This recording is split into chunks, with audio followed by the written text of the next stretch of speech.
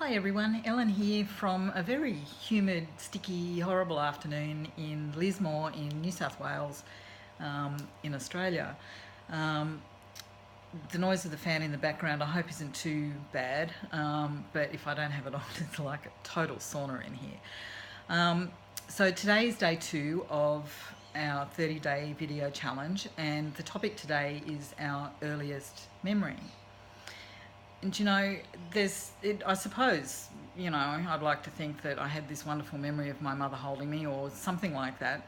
But mum and dad were just always there. So it's not something that, it's just constant, like they're around and all the rest of it. But the clearest memory that I have, and I think it's still a memory, it's not one of those things where people talk about it so much that you think you remember, but my dad's mum, Bessie, lived with us for a number of years before she passed away.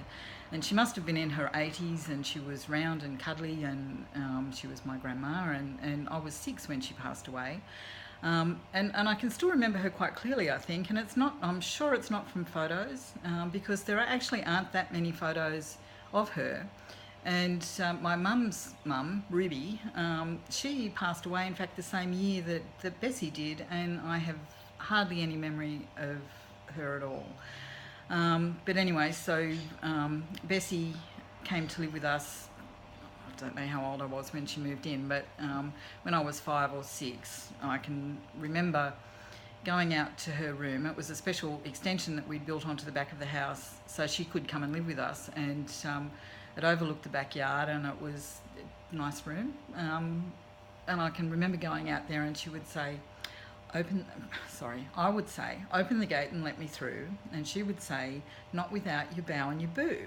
And I would say, here's my bow and here's my boo, and I'd do them. And then I'd say, open the gate and let me through, and she would. And I have this enduring memory of doing this with her, and it was almost every time I went out to her room.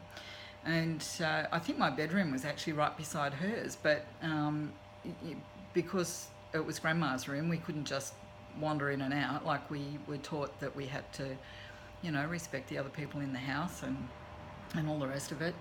So that kind of happened. And when I was 6, Bessie passed away, and I can still remember Mum ringing Dad, ringing somebody to say that Bessie had had a fall, and I can't remember being particularly upset, probably because I didn't really fully understand what was going on.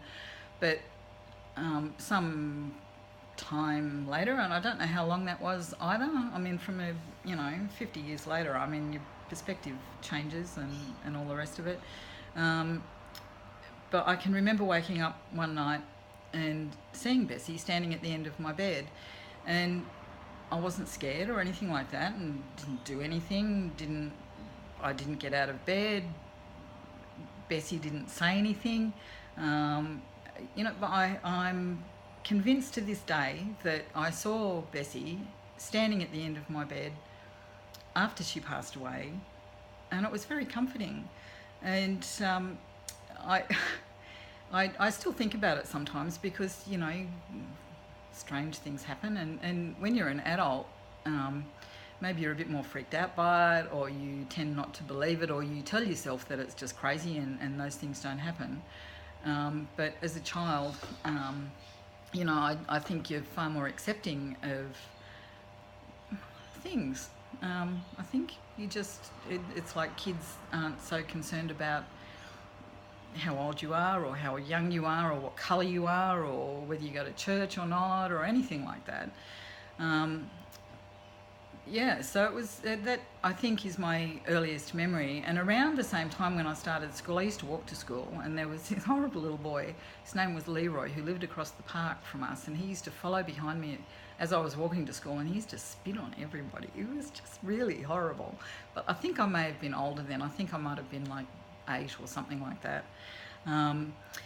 Yeah, so, but Bessie was kind of interesting because I keep coming back to her story, and she had a really interesting life, I found out later, and she was a very strong woman, and she was a missionary, and at the age of 18 she left her family and sailed on a steamer boat from Nowra, which is south of Sydney, to Kirawina, which is an island northeast of New Guinea, in 1904, and she worked in a mission school there for 4 years. And I've found her diaries and I've been reading those, and they're really quite a revelation. And this person that did that is nothing like the gorgeous, cuddly 80-year-old that I remember from childhood.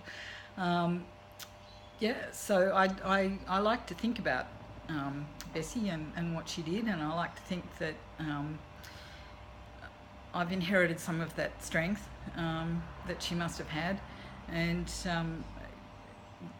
yeah, I'm not quite sure what else to say about that. I wish I had some better memories of my mum's mother, and I know I'm getting off topic here, but she led a similarly interesting life. She was a missionary as well, and